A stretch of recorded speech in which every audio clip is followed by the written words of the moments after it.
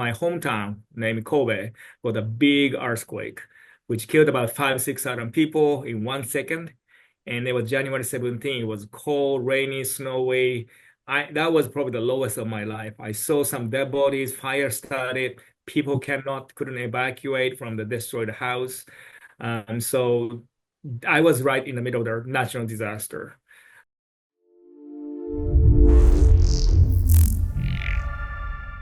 Hello, everybody, all our listeners from around the world. Good day to you. And this is Ashish Fernando with the Edu Unlocked podcast.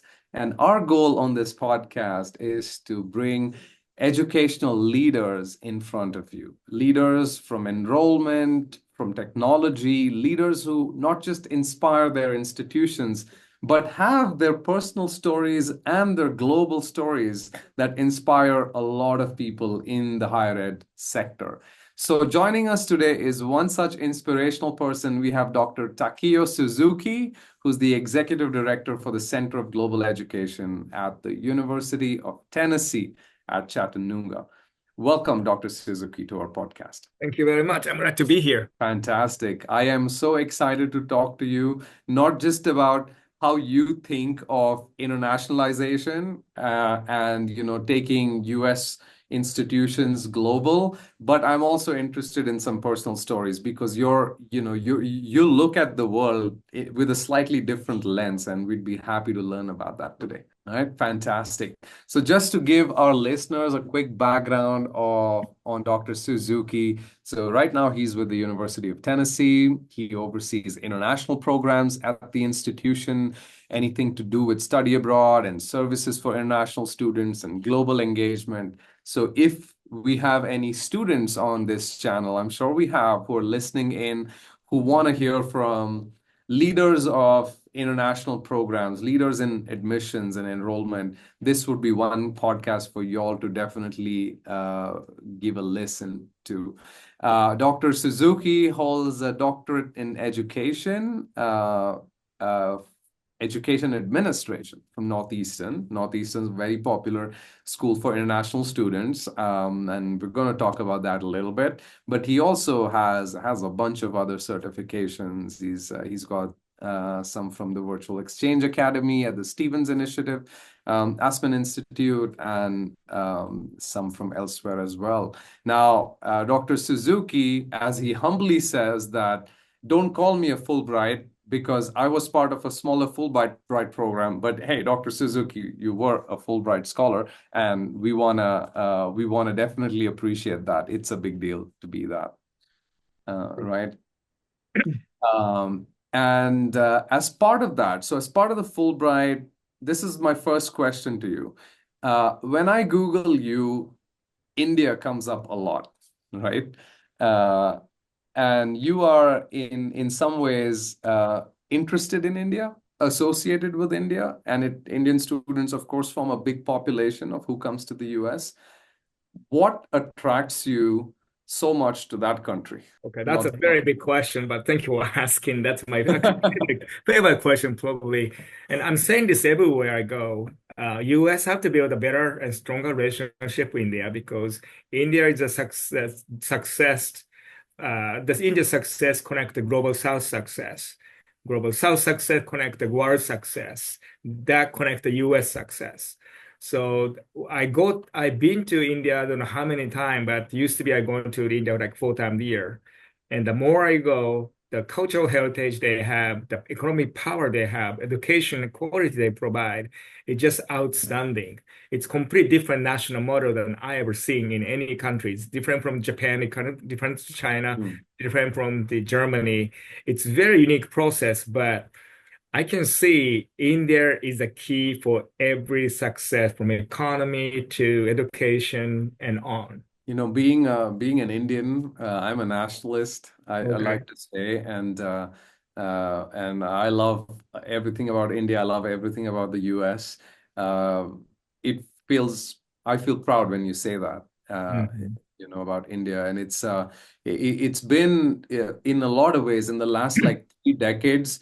The growth, especially with technology, with IT, with that, I think, yeah, it is. I feel like it's really getting there. People say at some point there's some people who say at some point it'll be a superpower. I don't. Mm. It's far-fetched to think that way, but I totally agree that there's an impact that India has. Um, And I'm in saying that education. because I've been to probably 45, 50 different countries. I've been all over. Yeah. I was born in Japan. My wife is from is Croatian, but born in Bosnia. I studied in the UK. I worked in Kosovo, Macedonia for a while. I was in Malaysia, Wow. Singapore. That's I'm saying that because of that. Only two things that India need to focus on is the pollution and traffic. If they can solve that, everything's gonna be Yeah, perfect. Nobody's perfect, but that's anything I can see only two hazards. That's the pollution and traffic. But other that's than that, right. I love going there so much. Yeah, that's amazing. Yeah, good to know. Yes, you're right. I mean, to just go 10 miles, it takes sometimes 2 hours. Right, right. Um, yeah, and it's normal. So I was actually very, in a way, right, as a founder, as an entrepreneur, I was very happy when co after COVID, like of course not happy with COVID, but with the work from home situation, employees were not spending 3, 4 hours in traffic, right? Right. And we said, oh, okay, maybe this is the model to go. Like you suddenly save 4 hours of your day, and maybe you can give more of that energy to your work, right? And then be happy and get more time to do other things, maybe go to the gym. Right. And at that time, like there was hardly any pollution in India. Like you could literally see the sun. Yeah. It was so good during COVID, but then it had to come back because, yeah, we realized it's not efficient to do a full work from home. Right. But I'm Uh, telling you what, like Hyderabad, that's like I went to build in a hub. Everybody knows that if you are from India, if you're associated with India, but there are 500 entrepreneurs in one building. I mean, that's amazing. So Hyderabad is a hub for every innovation coming out. And yeah, Ahmedabad, another place everybody need to visit because that's becoming education mecca. There's international universities moving in there to start the branch campus for the first time in Indian history. yes, So there's yeah, something really absolutely. good thing happening there. Yeah, Hyderabad is very, people sometimes write it off, but it's where like the IT revolution kind of started, and now with universities going to India, setting up satellite offices there, absolutely right. That's also a place from where a lot of the students originate who come to the US, right? Right, right. So tell us a little bit. So we'll come back to India in a second, Sure. but you mentioned so many different places you lived in, and you started in Japan. You were born, I'm guessing, in Japan, right? What led you finally to be settled in the US and work for University of Tennessee? Ooh. Okay, so I need 49 years to talk about that. So let me finish in 2 minutes. So I studied in my hometown. So let me start when I was 18 years old very quickly. I'm going to go to 50 very quickly. But when I was 18 years old, the college freshman, my hometown named Kobe got a big earthquake, which killed about 6,000 people in 1 second. And it was January 17th. It was cold, rainy, snowy. That was probably the lowest of my life. I saw some dead bodies, fire started, people couldn't evacuate from the destroyed house. So I was right in the middle of the national disaster. Because of that, British government, British Council identified 5 students from Kobe and go and study in the UK. So I was one of the lucky ones that got the full scholarship to study in Wales, actually. So I studied in Wales, not in England, Wales, and have a Yeah, very well big said. heart about the Welsh culture. Yeah. And then after that, came back, finished my degree, and there was a program to send um, young international studies major to the United States. So I came here with a program of the Japan Foundation. And my job was to help Japanese corporation relocation and promote Japanese culture, Japanese business in the South. And then university in state of Arkansas liked me so much. His name is Dr. Barron. He hired me to start the first international office. That was in Fort Smith, Arkansas. I spent Mm. there about 10 years, and the Dr. Bear moved away. My provost, Dr. Waters, moved away, and I thought it was good for time for me to start moving somewhere else, and I just landed in Chattanooga. So that's my very short description of my life. That's amazing. Yeah, and you've always wanted to be in education, in higher ed, Right, because or 18 years somewhere old, life turns. Yeah, that's a change because when I was 18 years old, my dream was to be the richest person in the world, flying around and buy companies, selling companies, exchange stock. Actually, my most of my friends became one of those. But the earthquake taught me that money cannot buy a lot of things. Money cannot buy life, money cannot buy happiness. So Uh-huh. I've been looking to find out the meaning of happiness in a human life. And so that's how I ended about in education, I think. Education can empower the people, change the society to the better. I love that attitude to life. And I feel like in education, that attitude is very important. I mean, Mhm. yes, you can make money in education. Of course, there are a bunch of like, enterprises and companies that are multi-billion dollar companies. But like, yeah, on the institution side, typically, like you have to have that flavor, I feel, right? For people who are thinking, like, or listening to our podcast in terms of, yeah, is my career in higher ed? I think you said something very important. Well, making money is not a bad thing. I just like to correct myself or ask, but there are people who do not have access to those. Yeah. And as their educator, I call myself education entrepreneur. Uh, we are obligated to support them to reach what they would like to reach in their life. Not everybody have to have a expensive car, but if that's the goal, we should be able to help them out. So that's my mission. Yeah, I love it. I love it. And thank you for sharing that. So in terms of uh, now University of Tennessee at Chattanooga, and you're there, you look over everything to do with internationalization, right? As an institution, what have your top like challenges been in terms of getting the word out? Because I mean, you're talking thousands of institutions in the US, and we want to get the word out in University of Tennessee, which is it's a tough fight, right? Every time I'm sure you travel, you're with like 30 other institutions in most cases. So what has your kind of strategy been, and how have you been improving internationalization? If I can give you the right answer, I should hire myself and give me more bonuses. I'm Great. struggling to find the answer, but I'll give you probably two or three things. One, so UT Chattanooga is not the largest campus throughout the University of Tennessee system. There's a great institution called University of Tennessee at Knoxville. Of I course. work with them very closely. They are doing amazing job for international global education. And so I want to understand this is not the largest campus in the state of Tennessee. The second challenge I have is Tennessee is not really well known overseas. Yeah, As sure. you know, all international students, they study in five states, California, Florida, Michigan, Massachusetts, and Texas, right? Maybe one state of Washington too. Georgia. So Yeah, Tennessee or even Alabama, Kentucky, we live in a region that not very well known overseas. that's So right. I would say the three things all the time. One, um, I suggested that I believe in that. I'm sure you do too. But for example, unemployment rate in state of Tennessee has been lowest for years, meaning we have amazing job opportunities slash internship opportunities. Many Mm, international students are not here just to study, but they really like to learn and do the hands-on experience. State like Tennessee, we have amazing job opportunities. We can help them to have hands-on education. At the end of the day, Econ 1 in California and Econ 1 at UTC, which both schools are ASCSB anyway, we teach the same thing. right. Right. And Correct. then even AI can teach us about Econ 1 these days. But to extend the human side, the internship or job shadowing or in the real field experience is going to help them become what they have to become for the future. So I'm telling them Tennessee is really good in terms of providing a future opportunity that they didn't think they would have. The second one is a like you getting study abroad is getting more and more expensive for international students. Cost of living in Tennessee is still affordable compared to those five or six states I just mentioned.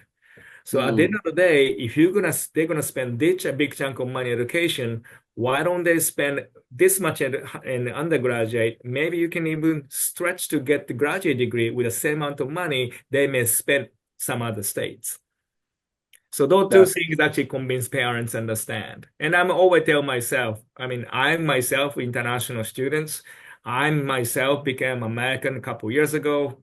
And if I can survive with this English accent, with education I didn't have, they can be much better than what they think they could be. So Oh, really well said. yeah, Really well said. Yes. There is a lot of value in states that are in the middle of the country. Like we're in Utah. I moved from Boston. I studied in Boston, just like you said, okay. popular. Oh, Yeah. yeah, I want to study in Massachusetts. And then I came to Utah, and I mean, there are some amazing institutions here. There's BYU, the University of Utah, like really good institutions.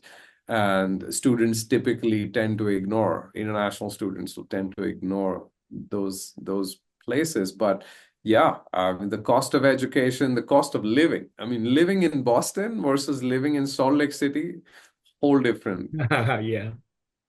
experience, whole different structure. So I love it. And yeah, you being an international student, I'm sure helps a lot in understanding what they're looking for. Your interest in India, I'm sure helps you understand what Indian students are typically looking for. You mentioned commuting time, right? I Yeah. have to drive a 10 mile to get to campus every day. It probably takes 30 minutes. If the traffic is good, 50, 20 minutes. Same time in California, we take maybe 1 hour, 1.5. So commuting is also great. And I'm telling all the international students, do not live in the city with a major international airport. If you step one more, if you fly one more stop, people are nicer because Mm. they love their own community. They have a love for their own personal the community they live. The pride actually help a lot of internationals understand authentic American culture. And then it's less busy, of course. That's why people can spend some time with international students. So if they're Yeah. looking for any that study in the United States, I'm always saying, do not live in a major hub international airport city. Somewhere they have to fly a little bit one more. Yeah, absolutely. And I mean, in the US, I feel like most places are very welcoming because of how America was Right. established, right? Like yeah, it's the most diverse. It's like a melting pot of all these cultures. So I think yeah, as international students, once you come here is when you realize it's about how much you give, you get back, like in terms of just the culture of the community. Right. I love it. I love that experience. You said something very interesting, which a lot of international students usually think of as a barrier, even when they want to find a job. Like, my wife was initially like she wanted to work at a university. And she's from Russia, and she was the dean of a business school in Russia. But when she came here, she said, "Oh, but I have a thick Russian accent, and it may not really work." But like you mentioned, yeah, like you come here and realize like it doesn't matter. Like, as long as people can understand you, you will find people with all sorts of accents and being really successful and international people doing really well. I have a little bit of an accent too. Uh, and I feel like it's just a barrier in our heads, Mhm. right? As long as you can communicate well, communicate your thoughts, you can do whatever you want.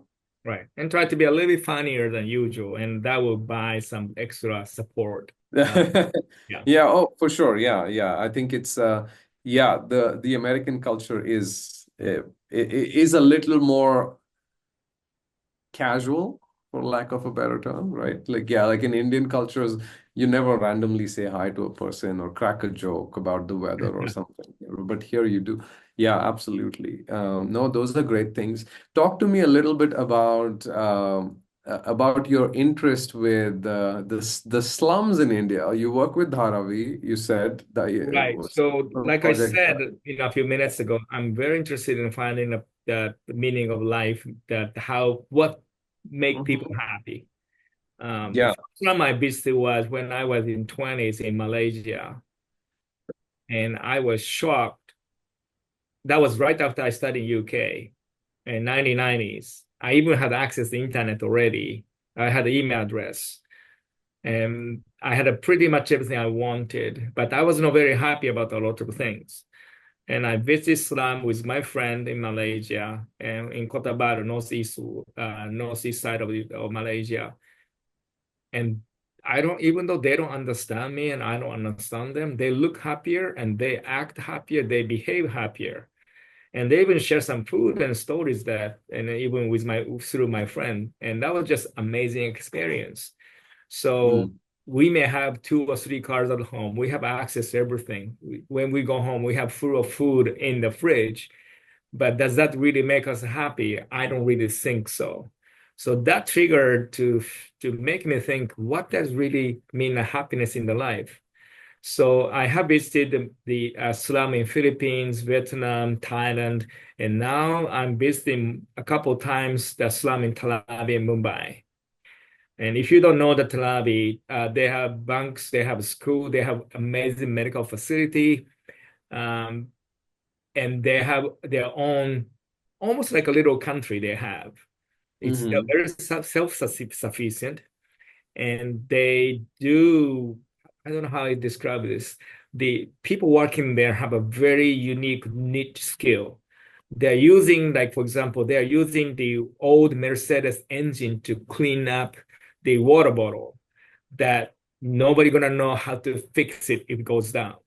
And these guys work in those locations, they don't have a degree or they don't have anything that qualified them to even probably be considered for the interview in the US. But they had the amazing skill that they inherited from their friends or families or whoever. And they're using this gigantic machine making mhm. soap to, everything. And it's just amazing that the amazing skill that, and it just I honestly believe they have amazing life. That's amazing. I mean, Dharavi is the biggest slum in the world, right? And it's in Mumbai. It's like bang in the center of Mumbai. People don't even realize it. When you land in Mumbai at the Mumbai International Airport, it's a nice fancy airport. But if you look left when you're landing, you will see Dharavi. It's literally right there. But yeah, it's been amazing. Like I was taking a few people around in Mumbai when I was there. ISEF once happened in Mumbai, and it does typically. So we were there, and I was on TripAdvisor looking for top things to do in Mumbai. That's what I do wherever I go, right? I'm like TripAdvisor, top things to do. And the number one thing to do in Mumbai is visit Dharavi with Okay. somebody. And I was very surprised. I'm like, why is it? And it's so many international people who go to Mumbai. That's the first thing they do because it's very surprising when you look at it from outside, right? And the Slumdog Millionaire made it popular, Yeah. right? The slums in India, and but then when you go there, you realize that yeah, people are not just happier; they run everything sustainably in there, and some of them actually also do make a lot of money, but they still want to live there. I don't know Yeah. if you noticed some of them. Yes, I do. So I Yeah, even met a family whose daughter is going to University of Mumbai from the slum. yeah. And I saw the beautiful piano in the slum. And this kid, Oh, she yeah. shouldn't be a kid, like 15 years old. She never studied how to play piano. Nobody told her how to play piano, but she knows how to play piano. I tailor my suit there. My best suit I have is from Raymond, of course, but the suit, no brand suit from Talabi is as good as Raymond brand that Yeah. can buy from the boutique store in Mumbai too. So it's really amazing. And then last summer, I was teaching actually English through this Zoom platform for the students in slum.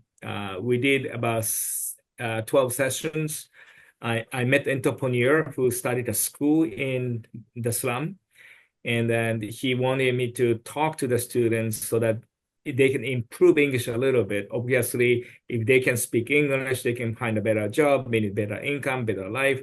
So me and my buddy was teaching English about 12 weeks over the summer. It was just really fun time, and we picked a worst time for them, but nobody missed a single minute with us, and that was also amazing experience too. If we do that here in the U.S., I'm sure that some American students, including my student, may miss some for some reasons, Mm. good or bad. But these students, Everybody even though show they up. were sick or they were have a busy day, they showed up in front of the screens. It's just amazing that they how much they like to learn more for makes themselves better alive, you know. Yeah, yeah, it's amazing. And it's amazing how sometimes all they need is an opportunity. So Right. the skill is there, the intent is there, they work very hard. And sometimes it's all about an opportunity. So have you like come across anything that you'd like to talk about in terms of how those students who live in, like below poverty line and those kind of things get the chance to do things like studying abroad under scholarships and those kind of things? Like, is there anything that you see as hope for those students? Because the ones who have the money, of course, they can travel, pay money, get admitted somewhere, and go to the US. Right. Yeah. Right now, actually, I have one student from Slum got a scholarship from U.S. Fulbright Commission out of Delhi, and she's studying in Nebraska, Wisconsin, one of the states. I haven't seen her a while, but I know she's doing that. So, good thing about the U.S. is they are providing financial support for them to become something or somebody. And I really like this U.S. Embassy approach to people diplomacy. And sometimes it's important president meet with the president, but there are so Mm. many opportunities. If you are from India, I really suggest they should contact Fulbright House in Delhi, and they have an amazing amount of opportunity they can probably get in touch with. Yeah, interesting. It's at the US consulate in Delhi, correct? That's what. Yes, but it's called the Fulbright House. They have a Yeah. Fulbright House closer to the U.S. Embassy there. They do provide information session very often about different opportunity for different type of students, and Yeah. that's really people to people diplomacy. They will never forget the opportunity they are given by anybody or somebody. And I'm glad this one student studying in Nebraska this semester with support from the Fulbright House. That's amazing. And is it Fulbright is not necessarily in India targeting like the lower middle class or the below No, poverty they level, right? It's Right. So they just don't generally really available. discriminate race, income level, nationality, Yeah. nothing. They just But have it's a also need blind. It's not need based, right? It's need blind, right? right. So it's Yeah. very pure competition. You just need to Yeah. sell why you like to study, what you like to study. If they liked it, they will support that. Understood. No, this is amazing. Yeah. So where are you traveling next and what's the next plan for the institution? Right. So next week we have International Education Week. Of course, we have a series of events happening from dancing to language exchange to quite a lot here on campus. So I'll be super busy. Actually, Fulbright Commissioner is coming to see me this Friday. So she's gonna meet with my president and vice president. But after that, right after Thanksgiving, I'm going to Thailand, Bangkok, Phnom Penh, and Ho Chi Minh City. In Bangkok, I'm working with the US Embassy, and we're going to talk about career opportunities in the United States. So I have done that OPT, CPT session a couple of months ago. Now I'm going to be at high school with the US Embassy and talk about what kind of job may be good for them to think about, not today or tomorrow, but after they graduate from university. And we're going to talk about that. And then in Phnom Penh, I'm talking more about intercultural communication. That's I specialize in. So I'm going to teach group of students about how they can build a better communication. And Ho Chi Minh City, I provide almost the same session. So that's a big trip coming up in Nice. 2 weeks. Thank you, Dr. Suzuki, for joining us on our podcast. And thank you to our listeners. Today, we were talking to Dr. Takeo Suzuki from the University of Tennessee at Chattanooga. It's been a pleasure having this conversation and looking forward to more conversations in the future. Thank you, everyone.